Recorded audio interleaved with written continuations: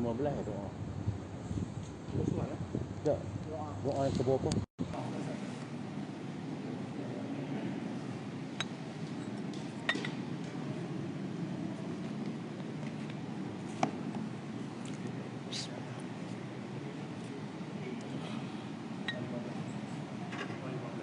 Doa 15. Baik. Okey ni ya. Okey.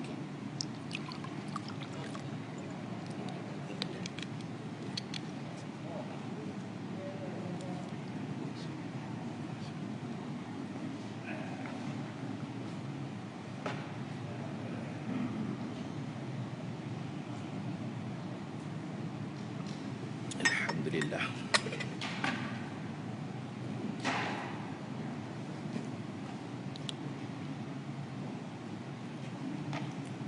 الفاتحة. أعوذ بالله من الشيطان الرجيم. بسم الله الرحمن الرحيم. الحمد لله رب العالمين الرحمن الرحيم مالك يوم الدين إياك نعبد وإياك نستعين اهدنا الصراط المستقيم صراط الذين أنعمت عليهم غير المغضوب عليهم ولا الضالين آمين. بسم الله الرحمن الرحيم. السلام عليكم ورحمة الله وبركاته. الحمد لله رب العالمين والصلاة والسلام على أشرف الأنبياء والمرسلين وعلى آله وصحبه أجمعين. رب اشرح لي صدري ويسر لي أمري واحلل عقدة من لساني يفقه قولي. سبحانك لا علم لنا إلا ما علمتنا إنك أنت العليم الحكيم. ولا حول ولا قوة إلا بالله العلي العظيم. Kita baca Sayyidul Istighfar. Allahumma anta rabbi la ilaha illa anta khalaqtani wa ana abduka wa ana ala ahdika wa wa'dika mastata'tu a'udzu bika min syarri ma sana'tu أبوء لك بنعمتك علي وأبوء بذنبي فاغفر لي فإنه لا يغفر الذنوب إلا أنت. سبحان الله وبحمده سبحان الله العظيم. سبحان الله وبحمده سبحان الله العظيم. سبحان الله وبحمده سبحان الله العظيم. سبحان الله وبحمده عدد خلقه ورضا نفسه وزنة عرشه ومداد كلماته. سبحان الله وبحمده عدد خلقه ورضا نفسه وزنة عرشه ومداد كلماته. سبحان الله وبحمده عدد خلقه ورضا نفسه وزنة عرشه ومداد كلماته. Alhamdulillah. Syukur kepada Allah Subhanahu wa taala, pada pagi ini dapat kita sambung kembali kuliah subuh mingguan kita.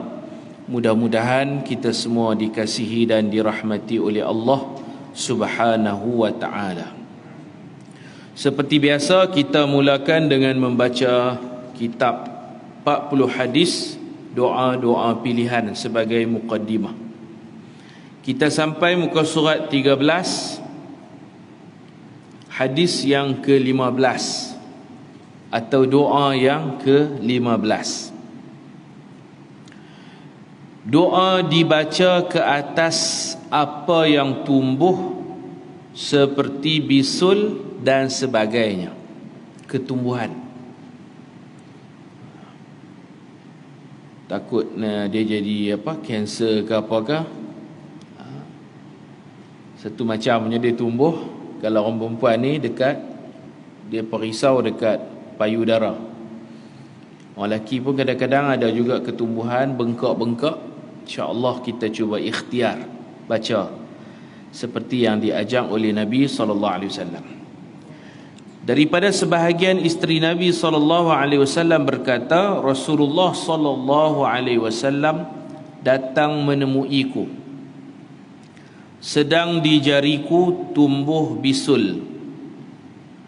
Baginda bertanya, ini Nabi melawak lah, bisul kita panggil bisul kan. Baginda bertanya, di jarimu tumbuh kayu wangian, macam kayu ud tu, kayu geharu,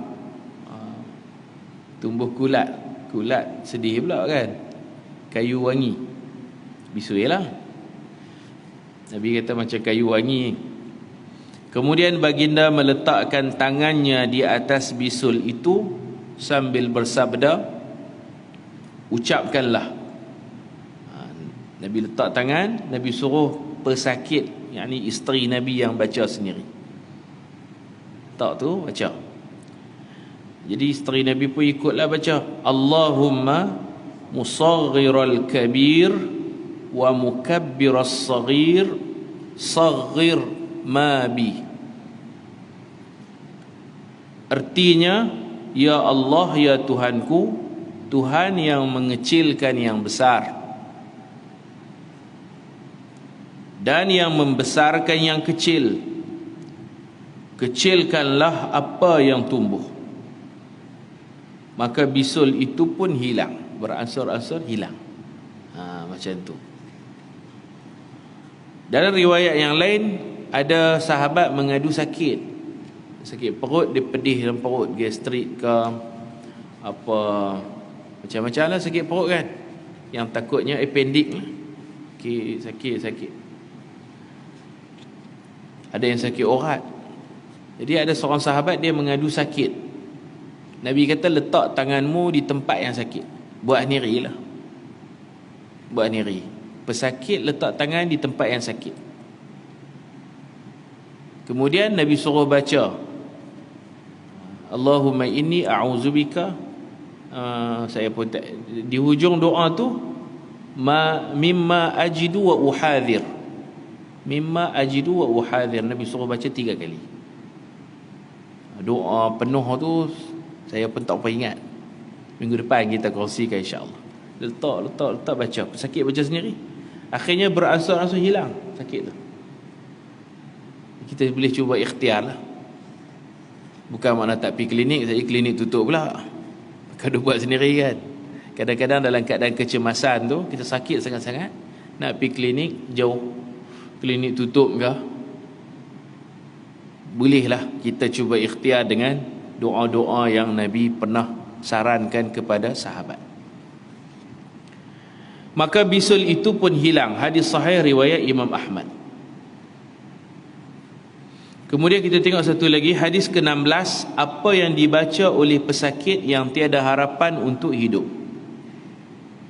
Daripada Aisyah radhiyallahu anha telah berkata, saya menyaksikan hari-hari terakhir Rasulullah sallallahu alaihi wasallam yang sedang baginda menghadapi maut dan di tangannya ada sebuah bekas air. Baginda mencelupkan tangannya ke dalam bekas air itu, kemudian disapu air itu ke wajahnya. Panas, Nabi rasa panas. Nak mati ni macam-macam orang rasa tu. Dahaga, panas. Jadi Nabi celup tangan, Nabi sapu, bagi sejuk sikit muka, panas. Sambil mengucapkan doa ini doa orang nak mati sakit, nak mati sakit, minta Allah Ta'ala permudahkan supaya mati dapat husnul khatimah, mati dalam iman. Kita selalu duduk zikir kan, ya dzal jalali wal ikram, wahai Tuhan yang memiliki kemuliaan dan keagungan, kemegahan. Amitna, matikan kami. Amitna, matikan kami ala dinil Islam, atas agama Islam. Khatib setiap hari Jumaat berpesan, la tamutunna illa wa antum muslimun. Jangan sekali-kali kamu mati melainkan mati sebagai seorang Islam. Makna ada tak orang mati tak Islam? Ada. Sebab tu khatib pesan, jangan mati melainkan Islam. Dia kata, usi nafsi wa iyyakum. Aku pesan kat aku sendiri, aku pesan kat hampa semua. Mati pastikan Islam. Itu menunjukkan ada orang mati tak Islam, mati kafir. Jadi kita nak mati kita baik, mati dalam keadaan beribadat. Doa pun, doa itu ibadat. Sakit baca doa. Nampak haruih ya, orang kita kata haruih. Haruih bukan harus. Haruih ini makna tak payah, tak lega dah nak mati dah. Baca Allahumma a'inni ala ghamaratil maut wa sakaratil maut. Jadi Nabi kita mati ni cantik dengan doa, dengan bersugi, pinjam sugi. Adik Sayyidatina Aisyah nama Sayyidina Abdul Rahman bin Abi Bakar, pinjam sugi, bersugi, Masya Allah. Jadi kata ulama, orang yang sakit sediakan kayu sugi. Kalau dia lupa, kita tolong sediakan kayu sugi, biji tasbih. Isi masa sakit, masa kosong tu, pegang biji tasbih, berzikir kepada Allah Subhanahu wa ta'ala. Kayu sugi ada sebelah, kerap-kerap bersugi, dan banyakkan berdoa kepada Allah Subhanahu wa ta'ala. Allahumma a'inni ala ghamaratil maut wa sakaratil maut. Nabi baca doa ni waktu tu Nabi duduk sedang lagi. Dekat-dekat Nabi nak meninggal, Nabi lup apa? Dia tak sedang. Panggil apa? Selop. Ni waktu ni duduk sedang lagi, boleh duduk baca doa, boleh duduk sugi lagi. Minit-minit terakhir tu sengap tu macam koma. Memang orang nak mati macam tu. Orang nak mati, waktu dia koma tu, satgi dia pejam, dia buka mata besar, tu dia tengok syurga, tengok neraka, tengok bidadari, nampak habis. Memandang. Dan antara benda yang dia tengok roh dia duk keluar sikit-sikit. Roh keluar lah. Roh daripada kaki dicabut belah kaki tak ada dah, mati dah kaki. Lutut mati dah. Tarik naik ke kepala. Guru saya Syekh Fahmi kata malaikat ni cerdik, dia main ambil kaki lu, tidak terajang manusia ni. Tidak, manusia dah dia kelupak dan nak terajang malaikat kan. Tarik kaki lu, kaki dah tak ada arah, tak boleh nak terajang dah. Apa orang nak terajang pun tak boleh terajang dah. Jadi tarik keluar, dia tengok. Jadi Nabi ada satu masa tu dekat-dekat nak meninggal, Nabi kita selop, sengap. Kemudian Nabi buka mata, Nabi tengok ila saqfil bait, Nabi tengok bumbung, Nabi tengok atap, tengok atas. Macam tu orang nak mati no. Tengok atas tu. Tu memandang apa ni? Memandang. Lepas Nabi memandang tu, Nabi baca ayat Quran. A'udzubillahi minasyaitonirrajim. Tengok dengan sugi, dengan doa ni Quran pula, tutup dengan Quran. Nabi baca ayat Quran, ma'alladzina an'amta 'alaihim minan nabiyyin was-siddiqin wasyuhada'i was-salihin. Ayat berapa? Kita boleh cari tu, ma'an nabiyyin was-siddiqin wasyuhada'i was-salihin. Ayat tu Nabi baca. Maknanya Nabi memilih. Nabi-nabi ni bila nak mati, Allah bagi pilihan, nak mati ke nak hidup lagi. Nabi kata, ma'an nabiyyin, aku memilih untuk duduk bersama nabi-nabi. Nabi pilih mati je lah. Ma'an nabiyyin, surah An-Nisa ayat 69. Ayat tu mula dengan faulaika ma'al ladzina an'ama Allahu 'alaihim minan nabiyyin. Nabi baca ma'al ladzina an'ama Allah, ma'al ladzina an'ama Allahu 'alaihim, bersama orang-orang yang Allah bagi nikmat ke atas mereka, minan nabiyyin, di kalangan nabi-nabi, was-siddiqin, dan orang-orang yang jujur, wasyuhada'i was-salihin, bersama para syuhada dan para salihin. Kemudian Nabi kita wafat. Ayat tu tak habis, ada sikit lagi, tak ada macam dah, meninggal dunia. Penghujung ayat tu, wa hasuna ulaika rafiqa. Hak tu Nabi tak ada macam. Nabi cuma dan baca sampai wasyuhada'i was-salihin. Kira ayat pun tergantung orang tak habis. Tapi sempurna ayat tu. Aku memilih untuk bersama dengan ma'alladzina an'amta 'alaihim, bersama golongan yang kau beri nikmat. Hak ni yang kita duk baca dalam Fatihah, siratal ladzina an'amta 'alaihim. Jalan orang-orang yang kau beri nikmat. Jalan mana? Dihurai oleh ayat 69 surah An-Nisa.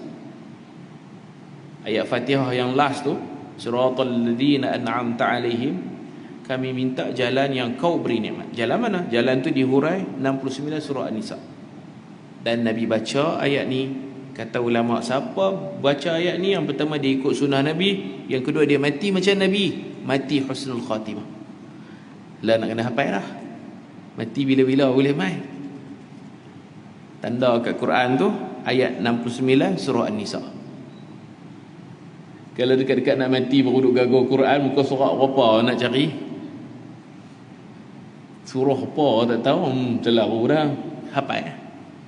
Tiap-tiap hari baca pagi petang bersedia buat prepare sampai lancar. Ma'alladzina an'amta 'alaihim minan nabiyyin was-siddiqin wasyuhada'i was-salihin. Ma'alladzina an'ama Allahu 'alaihim minan nabiyyin was-siddiqin wasyuhada'i was-salihin. Bukan kita nak mati lah ni. Dia bila duk biasa tu dia lancar. Nabi baca ayat tu. Baik, kita tengok ni doa ni. Ya Allah, ya Tuhanku, Allahumma a'inni ala ghamratil maut wa sakaratil maut. Ya Allah, ya Tuhanku, bantulah aku untuk menghadapi kepayahan maut dan sakaratul maut. Ada terjemahan ghamratil maut ni pedih, sakaratil maut ni mabuk. Nak mati rasa pedih, sakit, dan rasa pening-pening, mabuk. Sayyidina Abu Bakar sampai tak ingat hari dia nak meninggal dunia tu, dia tak ingat hari. Dia sayang dekat Nabi. Dia tanya Sayyidatina Aisyah, Nabi wafat hari apa? Sayyidatina Aisyah kata hari Isnin. Dia tanya hari ni hari apa? Anak dia kata hari ni Isnin. Dia kata cantik. Cantik tu saya kata. Nak mudah terjemah kan. Dia tahu cantik hari ini Isnin, Nabi wafat pun Isnin. Ya Allah, kalau boleh aku sakit sangat ni, matikan aku hari ini, hari Isnin sama Nabi. Dia kira bagi sama Nabi lah, cinta Nabi. Kalau kita suka mati Jumaat lah kan, ada fadilat dia. Dia tahu oleh kerana hari ini hari Isnin, Rasulullah pun wafat hari Isnin kan, bagi aku mati hari ini hari Isnin. Tapi tak mati. Dia mati malam tu, sebelah malam. Malam dikira Selasa Senin malam Selasa. Tak apalah, ajal tu hak Allah. Allah dah tetap, tak ubah dah kat kita, tak ubah dah. Ditanya lagi, Nabi wafat itu pakai baju kain kapal warna apa? Lupa. Orang nak mati lupa. Sayyidina Abu Bakar tu bukannya dia tak cerdik ke, dekat-dekat nak mati ni dia macam tak ingat, hilang ingatan. Nabi kain kafan warna apa? Sayyidatina Aisyah kata putih. Anak pun bagus, anak tak bagus marah. Tanya banyak hak tu pun tak tahu. Putih. Berapa lai? 3. Beli mana kain tu? Orang Yaman bagi. Made in Yaman. 3 lai kain kapan warna putih, Suhuliyah. Mai daripada Suhuliyah, Yaman. Pedagang Yaman lah bawa mai. Anak abang kata yang itulah sakaratul maut, mabuk ni penin dia tak ingat. Ayah saya nak meninggal dunia, dia ambil wuduk nak sembahyang lagi, tapi dia hentam katalah qiblat kot ni, dia bubuh kot tu. Dia tak kursi, dia balun kot tu. Mak saya kata bukan kot tu. Dia kata betul ya, lama duk sembahyang kot ni ya. Ai, pelik lah. Tak apalah, tu dia punya pasal lah. Dia rasa kot tu. Dia pusing ni qiblat kot ni kan, balun kot tu terus. Mayang juga. Dia kata selalu kot ni, nak ubah kot mana lagi. Pening lah tu. Tak ada tanda-tanda. Kalau ada kawan-kawan kita ada buat pening satu macam tu, tu tak lama tu. Baik. Dan Sayyidatina Aisyah radhiyallahu anha kata, aku pernah mendengar Rasulullah sallallahu alaihi wasallam ketika baginda sedang bersandar pada tubuhku. Memang Nabi sandar. Meninggal dalam bilik Sayyidatina Aisyah, memang giliak Sayyidatina Aisyah. Kalau giliak orang lain jaga. jaga di rumah Sayyidatina Aisyah. Minggu terakhir tu Nabi mesyuarat, minta nak jaga di rumah Sayyidatina Aisyah. Siapa kena giliak dia mai. Kira yang tu jadi pot lah, jadi tempat. Dia Nabi yang berpindah-pindah, rumah isteri ni giliak-giliak. Sampai satu tahap tak larat dah, Nabi kata, aku pilih rumah Sayyidatina Aisyah, boleh tak? Mesyuarat lu. Siapa kena giliak dia mai. Habis giliak balik orang lain pula. Suami pergi ke isteri sebelum tu, ni isteri kena mai kat suami. Semua pakat setuju. Jadi hari tu memang giliran Sayyidatina Aisyah dalam biliknya sendiri bersandar di dada ni, antara dagu dengan perut. Kat sinilah kawasan dada ni, sandar kepala sini. Sedang mengucapkan Allahumma ghafirli warhamni wa alhiqni birrafiqil a'la. Yang ni last sekali lah, rafiqil a'la ni last sekali. Jadi baca Quran, lepas tu Nabi baca yang ni. Sayyidatina Aisyah kata, aku fahamlah Nabi tidak, idzan la yakhtaruna, kalau begitu baginda tidak memilih kami. Kalau Nabi nak pilih kami, nak duduk dengan kami, nak hidup lagi pun boleh. Tapi faham daripada ayat yang Nabi baca, faham daripada doa ni, idzan, so lah izan tu, so la yakhtaruna, baginda tak pilih kami, baginda pilih di sisi Allah, nak jumpa Allah. Artinya, ya Allah, ya Tuhanku, ampunilah aku dan rahmatilah aku, serta sampaikanlah aku ke sisi teman yang maha tinggi. Hadis riwayat Al-Bukhari dan Muslim. Ada riwayat lain pendek ya, fir rafiqil a'la, fi ar-rafiqi al-a'la. Ada riwayat bal ila ar-rafiqil a'la, bahkan aku memilih untuk jumpa, nak mendekatkan diri dengan Tuhan yang maha tinggi. Dan Sayyidatina Aisyah berbangga juga sebelum wafat bercampur air liurnya dengan air liur Nabi. Dia ada gigit kayu sugi kan, bagi kat Nabi, Nabi sugi. Covid tak ada Covid. Jadi gigit kayu sugi, zaman tu tak ada lah Covid-19, bagi sugi. Jadi Nabi bersugi. Di kayu sugi itu ada air liur Sayyidatina Aisyah, bercampur air liurku dengan air liur Rasulullah. Oh, dia cukup bangga. Dia kata, aku takkan lupa benda-benda macam ni dikebumikan dalam bilikku, kerana Nabi-Nabi di mana mereka habis umur, di mana mereka wafat, di situlah kubur. Itu style Nabi-Nabi, Allah dah programkan, syariatkan macam tu. Kalaulah sekarang ada Nabi meninggal di hospital Seberang Jaya, kubur Seberang Jaya tu. Kalau meninggal hospital Pelabatan, di hospital Pelabatan tu, jenuh gitu dong. Nabi-Nabi macam tu. Nabi Musa meninggal di padang pasir Sinai Mesir, kubur dia di Mesir. Nabi Harun pun di Mesir. Isra' Mi'raj, Nabi kita pergi ziarah. Dan Nabi-Nabi ni, mereka kalau meninggal pun mereka semayang. Kita waja'alil mauta rahatan, nak rehat ya, mati nak berehat, min kulli syar. Jadi kematian kita ni tempat rehat. Selalu kalau orang mati, orang buat status kan, pergilah berehat macam mana sang murabbi ke apa kan. Setelah berpenat lelah di dunia, berehatlah, damailah engkau di sana, berehatlah. Kita lah, saya apa serupa lah. Tuan-tuan nak semayang je, tuan-tuan jenis wali-wali rajin. Nabi-Nabi ni, al-anbiya, ada hadis, al-anbiya yusalluna fi quburihim, para nabi terus menerus solat dalam kubur ni. Maqam lain lah. Kita ni Nabi kata, bila mati habis terputus amalan. Idza mata ibnu adam inqata'a tu habis lah, tak buat amalan pada. Kita ni lah kalau buat pun tak ada guna lah, tak kira dah kan. Nabi-Nabi ni dia bukan tanggungjawab, dia rasa perlu kepada ibadat. Dia pun semayang. Jadi kalau kita pergi Madinah, kita semayang subuh di Madinah, kita semayang bersama Nabi. Kita semayang maghrib di Madinah, kita semayang maghrib sama-sama Nabi. Kena tahu macam tu. Al-anbiya yusalluna fi quburihim, semayang di mana Nabi? Dalam kubur mereka masing-masing. Itu Isra' Mi'raj, Nabi pergi ziarah kubur Nabi Nabi Musa, apa Nabi Musa dah buat? Kata Nabi, aku melihat dia sedang qaimun, berdiri, yusalli, berdiri. Dan kubur dia berdiri. Mayam. Jangan fikir pula, celuih ke nak bangkit berdiri? Hak tu kalau fikir aku tu tak percaya. Jadi semua Nabi-Nabi mereka salat di dalam pusara masing-masing.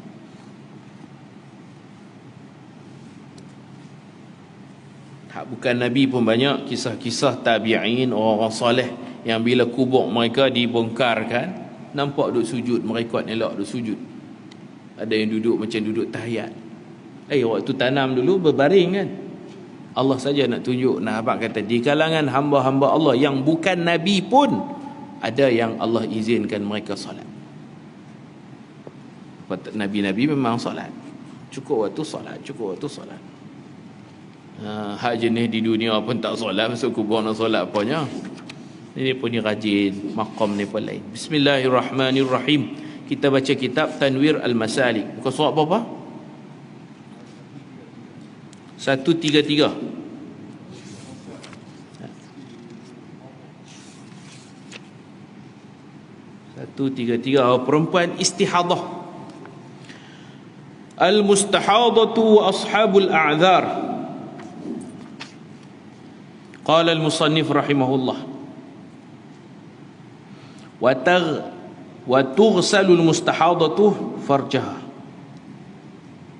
ataupun وتغسل المستحاضة فرجها وتشده وتعصبه ثم تتوضأ ولا تؤخر بعد الطهارة إلا للاشتغال بأسباب الصلاة كستر عورة وأذان وانتظار جماعة فإن أخرت لغير ذلك ista'nafatit taharah. Perempuan istihadah yang keluar darah tu bukan darah haid, bukan darah nifas, mengikut perkiraan hari itu dah lebih dah bagi perempuan istihadah. Mestilah membasuh farajnya, kemudian membalut dan mengikatnya. Tukar pad yang barulah, tukar hak baru. Senangnya tukar hak baru. Basuh kemaluan. Semua ni mesti buat setelah masuk waktu. Contoh dia nak sembahyang zuhur, confirm dah masuk waktu zuhur, baru dia pergi basuh. Kalau dia basuh sebelum tu suci tapi tak dikira. Persiapan untuk solat ni mesti selepas masuk waktu. Kalau dia basuh sebelum tu, yalah basuh okeylah, tapi tak kira sebagai persiapan solat. Persiapan solat dia bermula lepas masuk waktu. Azan lah kita kata. Kalau masjid azan, lepas azan tu jawab azan, pergi bilik ayak, basuh lain. Hak basuh tadi tak terpakai, basuh lepas masuk waktu. Cuci faraj. Orang yang kencing tak lawas, orang lelaki pun ada penyakit kencing tak lawas, kena basuh. Maknanya najis yang duk keluar, kena pergi basuh lepas azan. Lepas basuh dia kena balut, dia kena ikat lah. Ada kemudahan lah orang jual kan, modest, lampin wanita apa semua tu beli kena pakai. Maksudnya tak mau bagi darah tu kena seluar, tak mau bagi darah tu kena kain. Kalau hak jenis kencing, tak mau bagi hak kencing tu kena pakaian. Biar dia duduk dalam balutan dia. Arab panggil tahaffuz. Tahaffuz daripada hafizah, nak jaga biar najis tu duduk setempat. Balut. Kalau orang lelaki kena lilit serban lah. Guru saya dulu kata lilit serban. Balut lagu mana pun pakai pampers lah. Kalau terus kan pakai pampers. Ataupun yang terlampau teruk tu doktor letak tabung najis itulah, gantung tu, dia tak kena lah kain, tak kena seluar. Dan basuh ni pun tengoklah kalau boleh basuh. Kalau yang pakai tabung najis itu teruk lah dia nak basuh, hak tu tak apalah, ditanggung lah insya-Allah. Kata ulama fiqh kata bila dalam keadaan susah macam tu diberi kemudahan. Kalau boleh basuh, basuh. Mudah basuh. Kalau tak boleh nak basuh macam mana? Sakit. Baik. Selepas itu dia segera berwuduk. Lepas dah basuh semua kena ambil wuduk. Tak boleh lambat-lambat. Lepas basuh cepat-cepat pakai tuala wanita. Lepas pakai tuala wanita cepat-cepat berwuduk. Arab panggil mualat. Mualat antara basuh dengan pakai tuala wanita, dan antara pakai dengan wuduk tu pun kena cepat, segera mualat. Jangan dilengah-lengahkan. Dan jangan berlengah-lengah lagi selepas berwuduk. Lepas wuduk pula kena cepat-cepat apa pula? Solat. Lepas wuduk cepat-cepat solat. Lepas basuh cepat-cepat pakai tuala wanita. Lepas pakai tuala wanita cepat-cepat berwuduk. Lepas berwuduk cepat-cepat solat. Berapa kali cepat tak tahu. Banyak kali kena cepat tu. Maksudnya jangan lengah jangan pergi tengok drama dulu apa semua, tak boleh Bukan makna cepat tu kena lari. Tak kira rebah dalam bilik ayak pula. Bukan makna cepat macam tu, makna tak lengah, tak buat benda-benda lain. Makan dulu ke makan. Pokoknya lepas dah ambil wuduk. Wuduk tu kena niat apa? Waktu basuh muka dia niat lain sikit. Waktu basuh muka orang yang kencing tak lawas, orang yang darah istihadah ni, ada satu penyakit lagi tapi saya tak jumpa lah. Yang tu penyakit angin. Angin tak payah basuh Salisur rih. Angin macam peluru berpandu. Angin banyak. Kalau kencing orang panggil tak lawas. Kalau angin terlampau lawas. Angin banyak. Tu dia. Yang tu dia tak payah basuh. Dia tak payah pakai pampers apa. Pakai pampers pun dia kentut juga. Tak ada najis apa. Angin je. Yang tu dia terus berwuduk. Mereka tiga-tiga ni, hak masalah angin, masalah darah, masalah air kencing ni, tiga-tiga ni ambil wuduk ni, basuh muka, niat istibahah. Apa Melayu panggil? Mengharuskan solat. Dia tak boleh niat mengangkat hadas. Tak boleh. Sebab hadas tu perkara-perkara yang membatalkan wuduk. Kalau dia kata angkat hadas, mana terangkat? Tu duduk keluar darah, tu duduk keluar air kencing, ni duduk keluar angin. Mereka ni dipanggil daim al-hadas. Daim mana? Sedia berhadas, berkekalan hadas. Jadi kalau dia niat mengangkat hadas, tak terangkat, tak hilang hadas-hadas. Duk keluar angin, duk keluar angin, duk keluar angin, duk keluar air kencing, duk keluar darah. Jadi niat apa? Niat habuan nak bagi boleh memboleh mengharuskan solat fardu. Niat solat fardu. Bila dia niat solat fardu, dia boleh buat sembahyang sunat sama. Kalau dia niat untuk solat sunat, dia tak boleh solat fardu. Contoh pagi-pagi dia basuh kemaluan dia pakai pampers dia, kemudian dia ambil wuduk, niat dia untuk solat duha. Solat duha aja, nanti zuhur tak boleh solat. Nak sembahyang qada pun tak boleh. Kalau niat yang sunat, nak buat sembahyang qada tak boleh. Tapi kalau niat yang fardu, boleh sembahyang sunat. Cuma fardu satu je lah. Macam tayamum, dia punya tempoh dia hanya untuk satu kefarduan. Sunat banyak mana pun tak apa.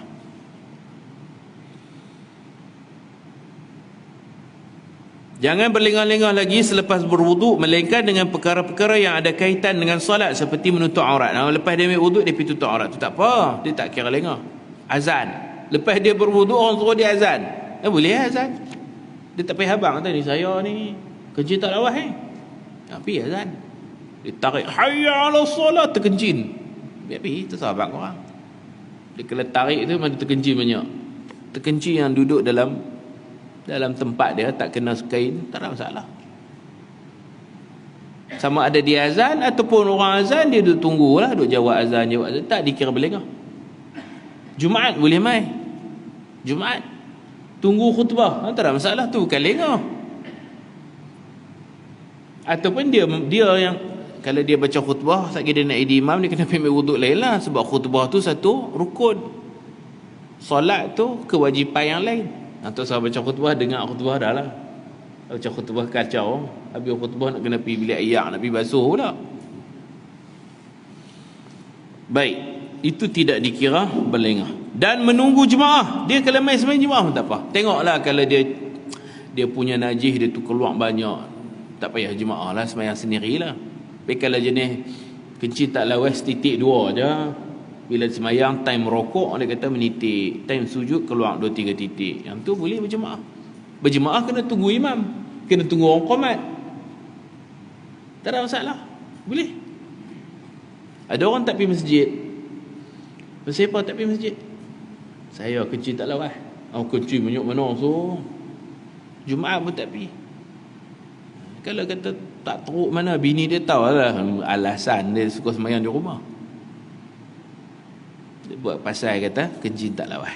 Kencing tak lawas, balut semua, dia tak kena kain, tak apa. Ambil wuduk, masuk waktu ambil wuduk. Orang azan, ambil wuduk, betul, pakai, pergi masjid. Boleh sembahyang maghrib tak?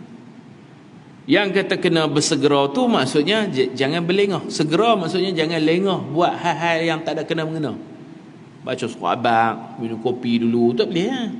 Ni dia main dah, imam yang tak main lagi, dia kena tunggu lah. Tunggu imam, tak dikira lengah yang tu. Intizaru jamaah. Intizar jamaah, menunggu jemaah. Nak jadi jemaah tu, tunggu orang qamat. Lepas qamat, imam sembahyang panjang, nak baca mana dah tu imam baca panjang. Ikut je lah. Kencing lah berapa titik pun. Selagi tak kena sebab, tak kena kain baju dia, solat dia sah. Pasal ada orang beralasan tak pergi berjemaah pasal kecil tak lawas. Boleh berjemaah, tak masalah Bukannya nak melimpah sampai kena kain. Hak tu kronik dah, hak tu duduk rehat di rumah lah. Kalau kecil tak lawas titik dua yang tak ada masalah, tu alasannya. Ataupun dia tak faham. Dia faham kata lepas ambil semayang tu terus kena semayang. Tu hak kata tutup aurat macam mana? Dia pakai siap-siap. Kalau orang perempuan macam mana? Kena pakai telekung siap-siap nak ambil wuduk. Ambil wuduk pakai telekung. Mana habis-habis wuduk semayang tu dah buka telekung pun tak apa, ambil wuduk sakit pi, tutup aurat. Tutup aurat tu tidak dikira berlengah-lengah. Orang perempuan pula nak tutup aurat, dia kena tengok cermin, nak tengok rambut, tak dikira lengah-lengah. Lengah tu buat benda-benda yang tak ada kena mengena untuk solat. Minum kopi, makan karipap lah. Lepas wuduk pakai karipap apa? Solat. Kita bersiap untuk solat. Walaupun bersiap kita tu lambat sikit lah, cara orang perempuan ni lambat sikit, itu tidak dikira berlengah. Itu dikira dia nak semayang. Dan jika dia berlengah selain daripada itu, lain pada hal yang kena mengenal solat ni, dia mestilah mengulangi membasuh farasnya sekali lagi. Kalau dia lengah pasal minum kopi, dia kena pergi basuh lain. Basuh ikut dia punya tertib ni lah. Lepas basuh, pakai lampir yang baru, ambil wuduk lain, ambil wuduk, basuh muka, niat mengharuskan solat, lepas tu ke bawah solat. Macam tu. Kita tengok nombor 1 ni, belah muka surat 133, hukum perempuan yang istihadah. An Ummi Salamah radhiyallahu anhu zaujin Nabi sallallahu alaihi wasallam. Dalam bahasa Arab, isteri boleh sebut zauj, boleh sebut zaujah. Ni zaujin Nabi ni betul ni isteri Nabi. Wife lah. Wife tu boleh sebut zaujah, boleh sebut zauj. Tak salah sebut zauj pun tak salah. Kalau suami memang zauj lah. Tak pergi kata suami pun boleh sebut zaujah juga. Tak, suami zauj. Isteri dia boleh sebut dua, zaujatun dengan zaujun. Inna imra'atan kanat tuhraqud dima' ala ahdi Rasulillah sallallahu alaihi wasallam. Fastaftat laha Ummu Salamah Rasulullah sallallahu alaihi wasallam. Faqala litanzur عدة الليالي والأيام التي كانت تحيضهن من الشهر قبل أن يصيبها الذي أصابها فلتترك الصلاة قدر ذلك من الشهر فإذا خلفت ذلك فلتغتسل ثم لتستثفر بثوب ثم لتصلي فيه وفي رواية ثم إذا حضرت الصلاة فلتغتسل waltastadfir bithawbin thumma tusalli, rawahu Abu Dawud. Artinya daripada Ummu Salamah radhiyallahu anha, isteri Rasulullah sallallahu alaihi wasallam, sesungguhnya seorang perempuan ditimpa penyakit istihadah pada zaman Nabi sallallahu alaihi wasallam. Maka aku bertanya Rasulullah sallallahu alaihi wasallam bagi pihak perempuan itu. Dia tolong tanya Nabi sebab dia isteri Nabi. Perempuan tu tanya dia tanya Nabi, minta fatwa dekat Nabi. Baginda bersabda, hendaklah perempuan itu menunggu beberapa hari mengikut jumlah hari yang biasa dia haid. Jadi istihadah ni kadang-kadang kita nak tahu haid dia berapa hari, tengok kebiasaan. Kalau kebiasaannya 6 hari, 6 hari, 6 hari, 6 hari, bulan ni dia punya haid sampai 16 hari. Bulan 16 hari itu dah terlebih. Maka dia ikut kebiasaannya balik. Tiap-tiap bulan 6 hari, 6 hari, 6 hari darah. Okey, normal. Bulan ni 16, maka haidnya mengikut jadual kebiasaannya 6 hari sahaja. Hari ke-7 tu dah istihadah dah. Kena qada balik. Tu Nabi kata ikut kebiasaan. Orang yang tak mengaji bab istihadah ni, kalau bulan lepas 6 hari, bulan sebelum tu pun 6 hari, 6 hari, 6 hari, bulan ni 16, jadi hari ke-16 itu saja dia semayang. Dia kata haid dia 15. Hak lebih sehari tu, hak tu istihadah lebih sehari. Istihadah dia bukan lebih sehari saja, dia kena muhasabah, kena buat kira-kira balik, kena renung balik. 15 hari darah keluar, kalau berhenti maknanya haidnya 15. Tak apa, masih normal. Tapi kalau darah tu duk keluar, lajak pergi hari ke-16, hari ke-17 pun duk keluar, bukan istihadah tu hari 16, 17 tu. Bukan. Kena renung, tenung, fikir balik. Tengok balik kebiasaan. Selalu aku 6 hari. Bulan ni 16, 17 ni pasal apa? Maknanya haidnya takat 6 hari. Start hari ke-7 tu nak kena qada. Mandi kena mandilah sebab haid dia habis lama dah. Macam tu. Dua aja. Cara yang kedua, kalau dia dapat membezakan sifat darah. Darah dia keluar something, dia nampak pelik ni. Katalah sampai hari ke-8 tu okey lagi, normal. Hari ke-7, hari ke-9, start daripada ke-9 tu dia nampak lain dah, warna lain. Kalau haid dia ada bau, dia ni bau lain kan. 1 sampai 8 normal. 9 tu dia dah something yang dia nampak lain dah. Tapi dia masih tak semayang lah, dia ingat ke haid. Tengok darah dia lebih daripada haid. 16, 17, 18 pun duk keluar darah. Maknanya daripada hari yang dia mula rasa ragu-ragu tu, hak tu istihadah dah. Hari ke-9 tu istihadah. 9 ke atas. Kalau dia boleh membezakan sifat darah, ikut perbezaannya. Bila haid, bila istihadah, dia sendiri tahu. Maknanya kena qada, kena. Kalau kita kata 16, 15 haid, hari 16 itu saja dia basuh, mandi apa semua, mana tak ada qada. Istihadah ni kena qada. Kalau reti beza, ikut perbezaan. Kalau tak reti beza, ikut kebiasaan. Biasaan macam mana? Bulan lepas, hak terdekat. Ada bulan 6, bulan lepas 7, bulan ni 17. 7 kembali kepada jadual asal 7. Tu cerita istihadah. Banyak orang tak tahu. Orang tak tahu kalau darah tu 16 hari, makna hari 16 itu istihadah. Hari 16 itu kena semayang. 15 ke bawah tak payah. Bukan macam tu. Dia ikut jadual dia balik.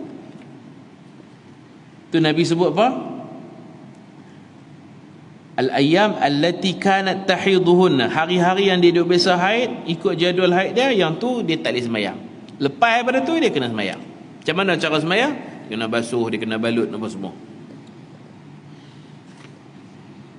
Hendaklah perempuan itu menunggu beberapa hari mengikut jumlah hari yang biasa dia haid dalam sebulan, sebelum ditimpa penyakit istihadah. Mana dia kena rujuk balik bulan lepas dia tak kena istihadah. Dalam tempoh itu dia mestilah meninggalkan solat. Tempoh mana? Tempoh kebiasaan tu tak boleh semayang. Lepas pada tempoh kebiasaan tu, biasanya 6, sejak hari ke-7 lagi istihadah. Dia pun tak tahu, dia ingat ke haid, jadi qada balik. Kawan perempuan banyak dalam neraka pasal bergaduh dengan suami, tak mensyukuri, ada yang curang dengan suami. Isra' Mi'raj lah. Aku melihat ramai perempuan dalam neraka. Pasal apa? Pasal curang dengan suami, pasal tak menghargai kasih sayang suami. Lain pada tu, pasal semayang tak cukup. Mana nak cukup? Kalau dia kata darah keluar 16 hari, hari ke-16 itu dia mandi, dia pakai, dia semayang 16 itu je lah. Padahal sebelum-sebelum tu pun dia kena muhasabah, dia kena buat kira-kira. Reti tak tengok darah? Tak reti, ikut jadual. Jadual saya 7 Ustaz. 7, hari ke-8 tu haid lah. Hari ke-8 tu istihadah. 8 sampai 15 itu kena qada balik. Orang lelaki kata kami mengaji pa, kami mana ada haid. Anak-anak kita ada ke? Kena ajak. Nak tak perenggan tu. Selepas berakhir tempoh kebiasaan, tengok Nabi ulang lagi, kebiasaan tu, maka dia wajib mandi. Kemudian letakkan satu kain di farasnya dan dia solat dengan memakai kain itu. Dalam riwayat yang lain, kemudian apabila masuk waktu solat setelah berlalu tempoh haid, maka hendaklah dia mandi dan meletakkan di farasnya sehelai kain yang dicalit minyak wangi. Ini pembersih wanita lah, bagi faras tu bau wangi. Kesan-kesan darah haid tu calit minyak wangi, bersabun lah ni. Kemudian hendaklah dia solat. Wa yajibu ghuslul farji wa ta'sibuhu wal wudu' li kulli faridatin, dan dia wajib membasuh faraj, membalutnya dan berwuduk setiap kali ingin melaksanakan solat fardu. Wa man bihi salisul baul kal mustahadati fi ma taqaddam, dan hukum orang yang kencing tidak lawas salisul baul sama seperti perempuan yang istihadah. An Abdullah bin Yazid al-Khatami radhiyallahu anhu an Nabi sallallahu alaihi wasallam fil mustahadah tad'u as-salah ayyama aqra'iha thumma taghtasil wa tusalli wal wudu' 'inda kulli salah wa tasumu wa tusalli, rawahu Tirmizi. Artinya daripada Abdullah bin Yazid al-Khatami radhiyallahu anhu, daripada Nabi sallallahu alaihi wasallam bersabda, dia yakni perempuan istihadah wajib meninggalkan solat pada hari-hari haidnya. Hari-hari haid tak boleh solat.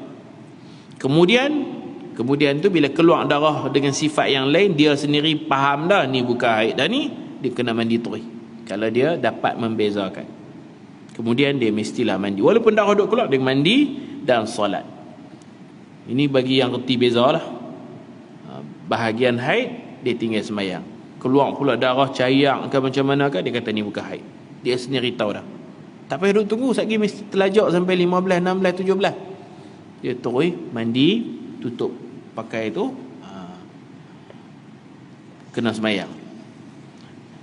Bersetubuh Allah larang waktu haid, waktu istihadah boleh bersetubuh kecuali kalau menjadi penyakit. Doktor kata janganlah, sakit ni, isteri ni mudarat, tak boleh ya. Hukum asal yang haram tu tempoh haid haram bersetubuh. Istihadah Allah tak sebut harus bersetubuh, kecuali kalau boleh menyebabkan pendarahan yang lebih banyak, janganlah. Itu pasal mudarat. Kemudian dia mestilah mandi dan salat. Dia wajib berwuduk setiap kali ingin mendirikan salat fardu. Dia wajib berpuasa dan puasa, kena puasa bulan Ramadan. Istihadah tidak menghalang puasa, sah puasa dan sembahyang. Wallahu subhanahu wa ta'ala a'lam. Wa sallallahu ala sayyidina Muhammad wa ala alihi wa sahbihi wa baraka wa sallam, walhamdulillahi rabbil alamin. Bismillahirrahmanirrahim. Allahumma faqihna fid din wa'allimna at-ta'wil waj'alna min ibadika as-salihin. Wa sallallahu ala sayyidina Muhammad wa ala alihi wa sahbihi wa baraka wasallam, walhamdulillahi rabbil alamin. Saya ada bawa borang